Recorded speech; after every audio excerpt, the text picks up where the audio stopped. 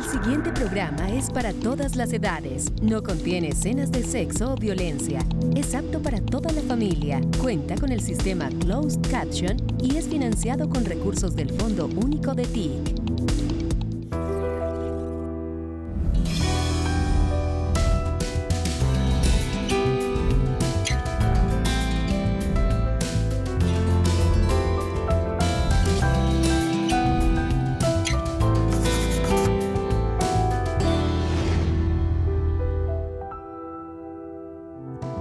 Bienvenidos a Entrevistas con Alma de País. Los colombianos tenemos muchos motivos para sentirnos orgullosos de nuestras instituciones y una que merece todos los elogios es el Instituto Caro y Cuervo, creado en 1942. Este es un centro que promueve la investigación científica en campos como la lingüística, la filología, la literatura, las humanidades, la historia de la cultura colombiana, en fin. Hoy los invito a tener una charla muy interesante con el doctor Medófilo Medina. Él es el actual director del instituto, es doctor en Historia de la Universidad Estatal de Moscú, profesor emérito y honorario de la Universidad Nacional de Colombia, investigador, escritor y uno de los científicos sociales más prolíficos de nuestro país. Doctor, gracias por estar con nosotros. Gracias, Patricia. Muy contento de estar aquí ante cámaras compartiendo contigo este espacio. Usted y a través, por supuesto, del Instituto Caro y Cuervo se dedican básicamente a estudiar, promover las buenas prácticas del español. ¿Qué más hacen en el instituto? Sobre todo, antes que promover las buenas prácticas, es seguir el registro de la lengua que se está construyendo. Las lenguas las construyen los pueblos. No hay una lengua que saliera de un laboratorio o inventada por una academia.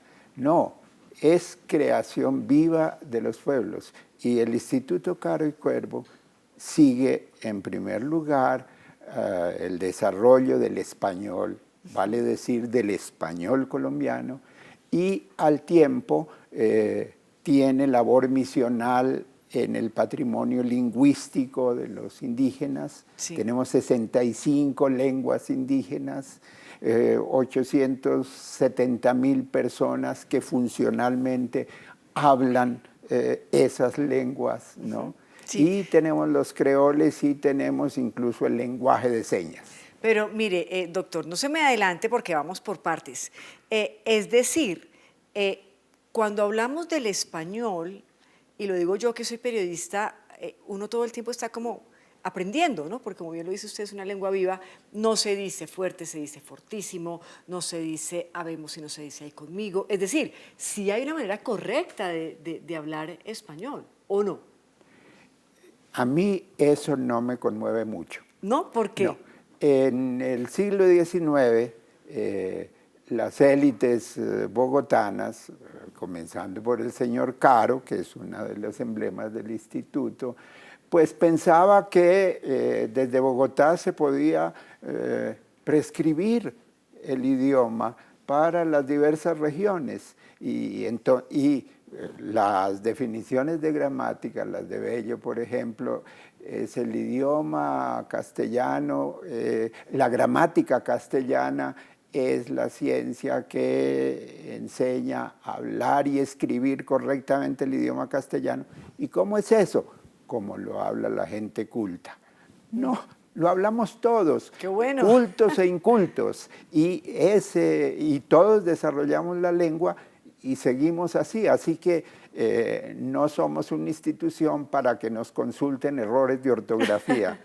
Pero entonces, por ejemplo, esa misión que tiene la RAE, aprovecho de preguntárselo a usted que lo tenemos aquí, y uno dice, ay, voy a mirar si en la RAE está bien escrito o mal escrita X o Y palabra.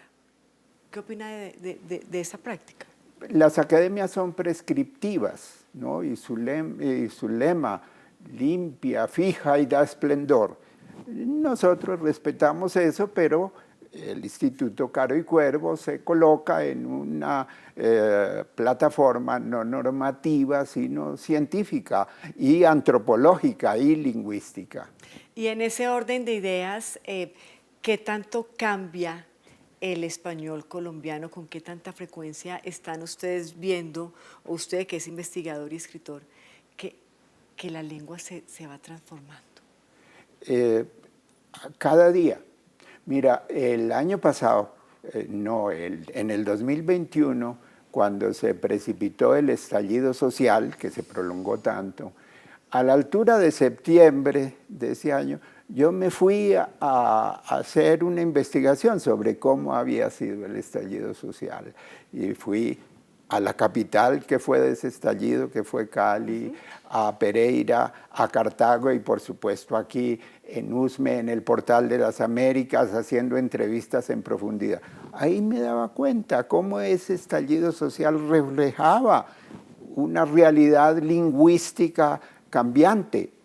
Por ejemplo, en el estallido social no escuchábamos tanto las canciones protestas de los años 60 y 70, pero de pronto melodías que tienen que ver más con el rap y expresiones que están en la cultura hip hop, pero se expresan en la lengua.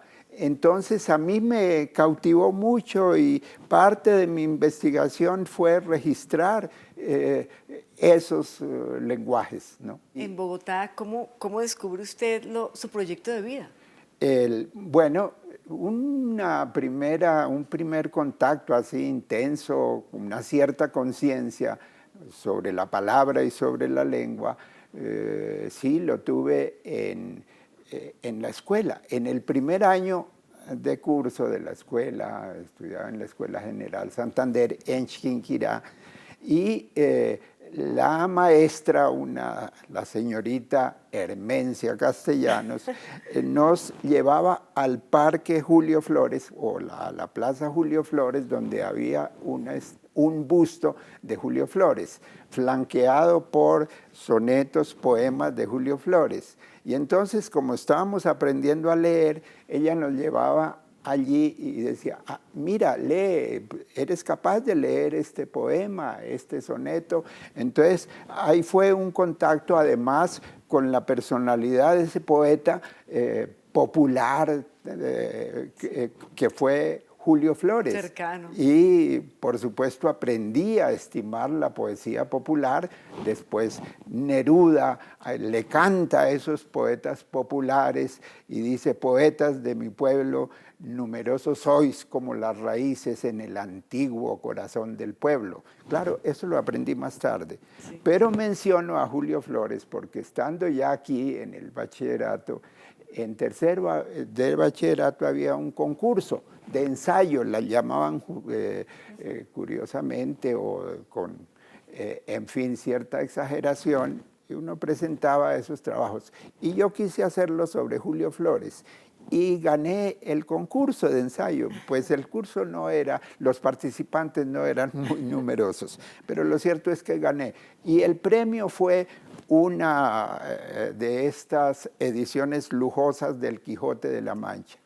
Y alguien, el mismo día en que obtuve ese premio, lo sustrajo, me lo robó, lo tenía en la cama, en el dormitorio, y yo estaba en un internado, sí, en un seminario menor de los padres dominicos, y alguien se llevó mi libro.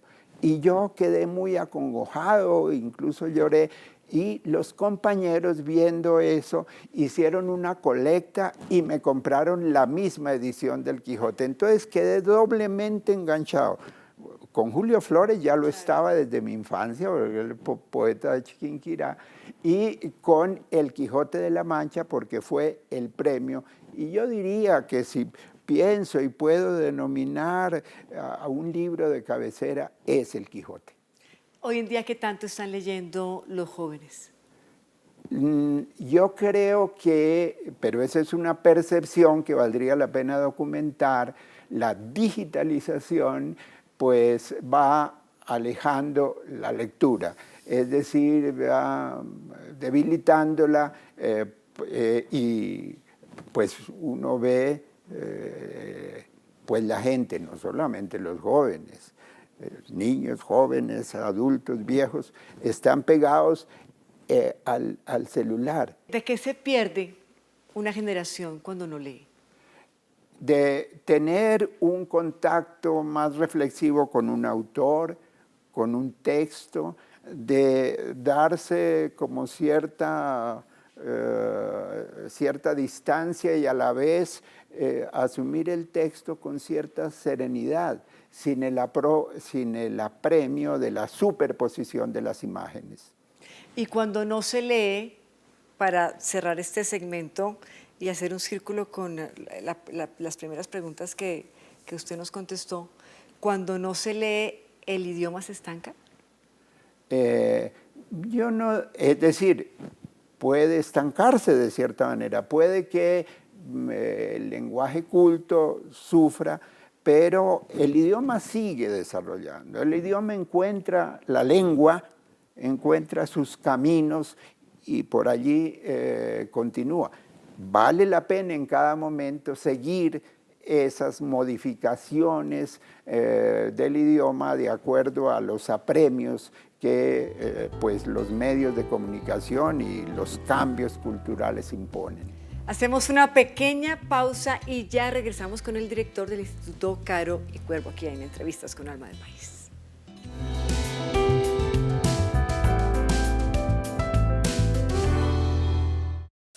Hoy celebramos un año de nuevas oportunidades. Un año uniéndonos alrededor de nuestras diferencias y de esa diversidad que nos hace un país único. Un año luchando por un mundo mejor donde tengamos una voz que sea escuchada y que al unísono grite por la vida.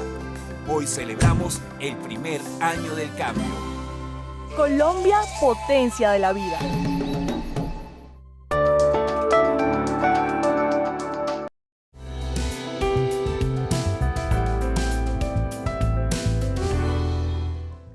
Medófilo Medina, él es el director del Instituto Caro y Cuervo en nuestro país y estamos hablando pues de todo lo que tiene que ver con el español colombiano. Usted pues además, y lo decíamos al inicio, de ser doctor, es investigador, es escritor, ha sido profesor. Hablemos un poco de la historia de Colombia y de esas investigaciones que usted ha llevado a cabo y esos libros que se han materializado y que le aportan tanto a nuestro país. Comentábamos hace un momento sobre las protestas sociales en Colombia. Ha escrito 2 libros, una investigación y un libro al respecto. Y nos decía, doctor Medina, que se ha encontrado con un español colombiano cambiante y que ha encontrado a través, por ejemplo, de la música, del hip hop y de el rap, una manera diferente de expresarse. Cada protesta se nutre de los elementos culturales que están en el ambiente. Por ejemplo, una cosa es el paro cívico nacional de 1977. Al estudiarlo tú te encuentras con unas sensibilidades colectivas y al estudiar el estallido social de 2021, pues puedes advertir los cambios y puedes seguirlos en el lenguaje. Pero además, el lenguaje nos transmite la percepción que tienen los actores de sí mismos y el intercambio en el que entran en esas luchas, ¿no? Por ejemplo, a diferencia del paro cívico del 77, los participantes se sentían más como compañeros, compañeras y usaban ese tratamiento. En el estallido social se perciben más como parceros, como vecinos sí del barrio, pero si bien el término compañero puede de alguna manera transmitir una cierta noción jerárquica, estos tratamientos de los parceros, estas formas que toman del rap como expresión musical de la cultura del hip hop, pues están expresando esos cambios y es fascinante seguirlos y registrarlos en la historia de una lucha. ¿Qué tanto o cómo analiza usted el papel de los medios de comunicación y le abro un poco más el espectro, no solamente desde el punto de vista de manifestaciones y protestas como manifestaciones políticas, sino en general de el manejo, el uso del lenguaje y del español colombiano, el papel trascendental de los medios de comunicación, bueno o malo. Es muy grande, por supuesto, induce la utilización de la lengua y frecuentemente el lenguaje de los comunicadores no es suficientemente diversificado, rico o preciso. Pero yo no entraría tanto en esa queja, yo creo que en general se habla y hablan los comunicadores un lenguaje adecuado. Ahora, no es únicamente el tema del lenguaje, es el tema de captar el conjunto de fenómenos. Por ejemplo, en el estallido social, fácilmente cualquier periodista dice, no, esto es influido por cómo se vivió el estallido social en Chile. Eso solamente es cierto parcialmente, porque tenemos toda una historia de eventos como el estallido social, ¿no?, que se han producido con mucha originalidad en Colombia. Entonces ahí interviene el problema de la información que se tiene y la fácil tentación de estandarizar las visiones. Entremos ya a hablar un poco de esos retos y desafíos que tiene usted como director del Instituto Caro y Cuervo. Realmente cuando se sienta al frente de esta institución, y lo decíamos al inicio, tan querida por todos los colombianos, muchos colombianos tenemos grandes recuerdos del instituto, comenzando porque nos llevaban de pequeños a conocer el instituto que queda allá al norte, la sede norte en Bogotá. ¿Con qué se encuentra usted? ¿Cuáles son esos retos y esa visión que tiene para el instituto? Bueno, el instituto se crea en 1942 y se le da un empeño fundamental, el concluir el diccionario de construcción y régimen que había iniciado Cuervo. Y cumple con esa misión. Cuervo había dejado el diccionario en la letra E, el instituto lo trae hasta la Z y se publica, es una obra emblemática. Pero más allá de eso, el instituto ha tomado como su labor misional lo que yo llamo el registro, el seguimiento del español, el seguimiento del español colombiano y, por supuesto, el apoyo técnico a las lenguas indígenas y a los creoles, ¿no?, y al lenguaje de señas. En eso se está. Y en eso ha habido pues obras memorables. Por ejemplo, el Diccionario de Colombianismos. Es una obra fascinante de consultar para cualquiera. No es solamente, nosotros estamos acostumbrados a lo que llaman los dialectos, que son diferencias en la entonación, cómo habla un paisa, cómo habla un rolo, cómo habla en Nariño, en la costa, y esos los valoramos como desarrollos peculiares de la lengua, pero no es solamente en la entonación, es también en la lexicografía, en el vocabulario. ¿Cuántas palabras? Muchas solamente se conocen en una región, de allí pasan a otras, algunas van con el tiempo perdiéndose, surgen unas nuevas que las reemplazan y todo eso es fascinante. Este país que la Constitución del 91 declaró multiétnico y multicultural, lo multi tiene una primera expresión en el terreno de las lenguas y pues no sé por qué los medios de comunicación, cuando vemos telenovelas, me llama la atención, preferentemente es la entonación o costeña o paisa, no tanto la del interior del país, pero eso ni es bueno ni es malo, es así. Pues por algo será Es decir, hay diferenciaciones regionales y eso, el estudio de esas diferencias, de ese léxico, de esa lexicografía y no solo de la entonación, pues nos ayuda a tener una conciencia más informada sobre nuestras diversidades y sobre Colombia como un país complejo. Seguramente eso es lo que está pasando y está ocurriendo porque, para resumirlo rápidamente, muchas personas no habían escuchado, hoy en día es muy familiar, términos como ancestral, saberes, culturas, que podrían ser muy superfluos y nimios, pero que realmente hoy en día están cambiando el país. Hacemos una pequeña pausa y ya regresamos a entrevistas.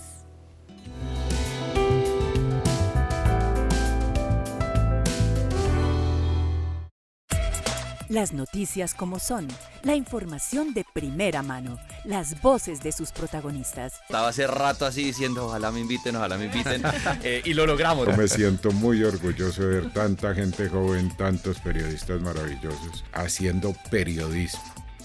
Conectamos las regiones en la búsqueda de la paz total y nuestros valores. Colombia y Radio desde San Andrés. Tú eres arte y parte de este parche. Que todos los días se expresa desde las 6 de la mañana, llevando la voz de la Presidencia de la República, del Gobierno Nacional. Colombia Hoy Radio. Síguenos de lunes a viernes de 6 a 9 de la mañana.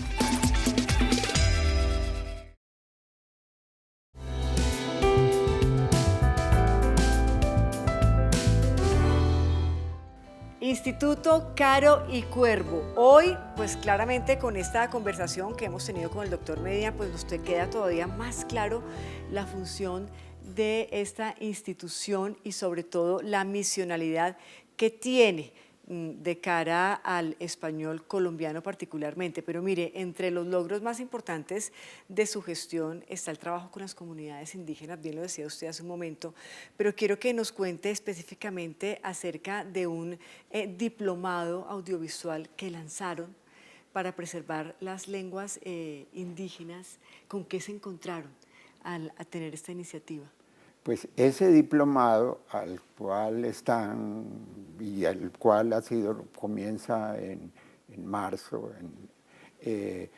pues se han inscrito muchas personas, entre ellas un número grande de indígenas, y lo que quiere es formar, darles elementos, instrumentos en la documentación audiovisual de las lenguas indígenas.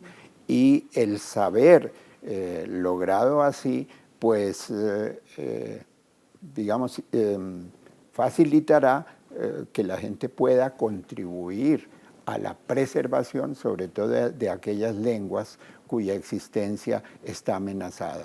Desde luego, el profesor no sustituye a los indígenas, da unos instrumentos, por ejemplo, de manejo audiovisual y manejos lingüísticos, pero son los indígenas los profesores de esa lengua y los que van a reproducirla y enriquecerla. Doctor Medina, mire, esta es una pregunta incluso para el colombiano, que es usted, más allá del historiador. Hoy en día, tener en la conversación nacional conceptos como saberes indígenas, conocimiento ancestral, entender que no hay una cultura, que hoy hablamos de Colombia, un país con muchas culturas, que el ministerio no es el Ministerio de Cultura, sino de las culturas, los saberes y las artes. Entender todo este tipo de conceptos que están, insisto, en la conversación nacional, nos está haciendo ser un país distinto?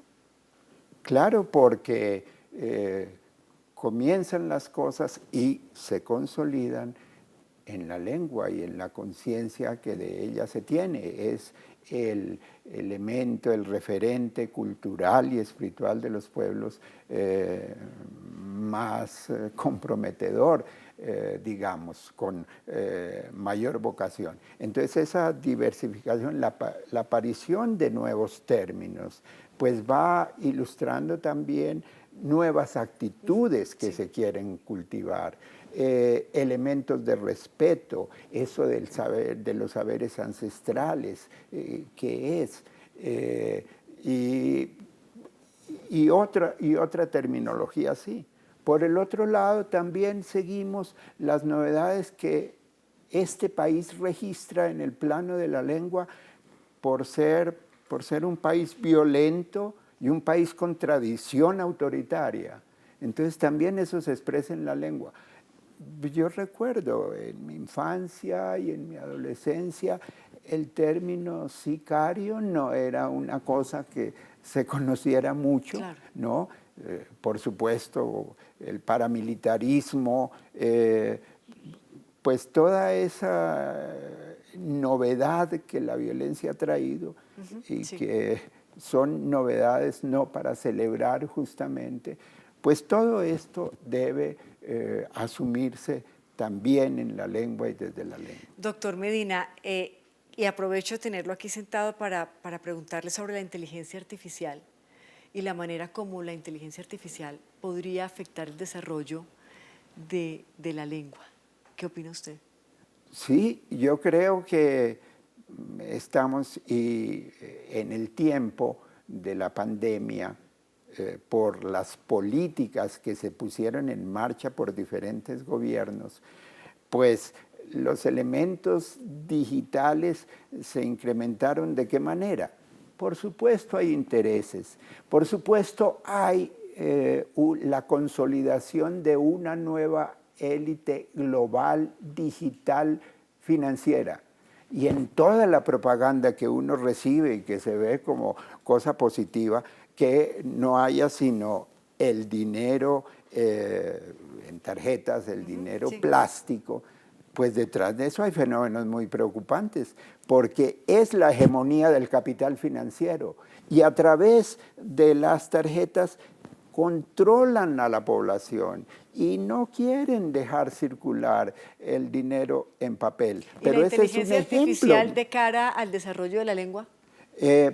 Pues creo que hay que hacerse cargo de los retos que ella significa. Yo no tendría suficiente claridad hoy por hoy de examinar esos retos, pero es un campo, por supuesto, de la investigación y un campo que se está abriendo paso en el Instituto Caro y Cuervo. Sí. Cómo tú puedes encontrar ahora entre las tesis que se defienden en el instituto, pues el estudio del rap, tesis dedicadas a eso, o la influencia del hip hop en la mentalidad de la gente.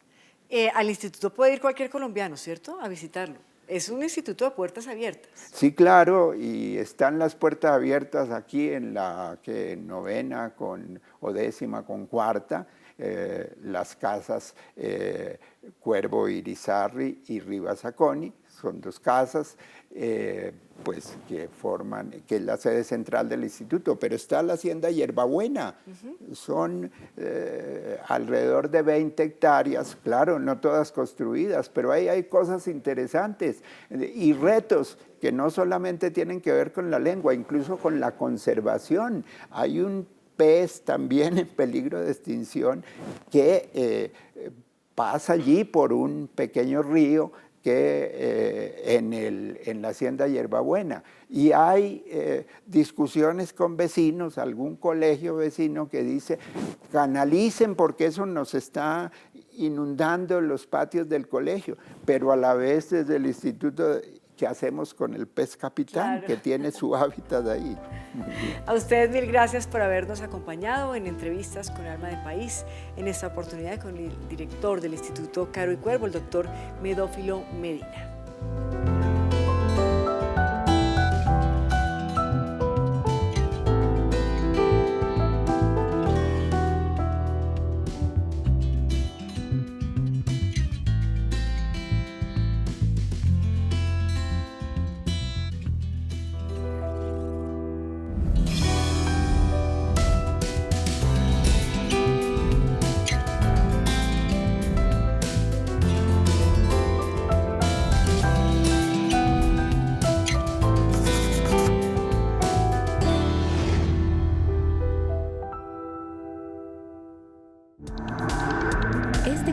contenido fue financiado con recursos del Fondo Único de TIC.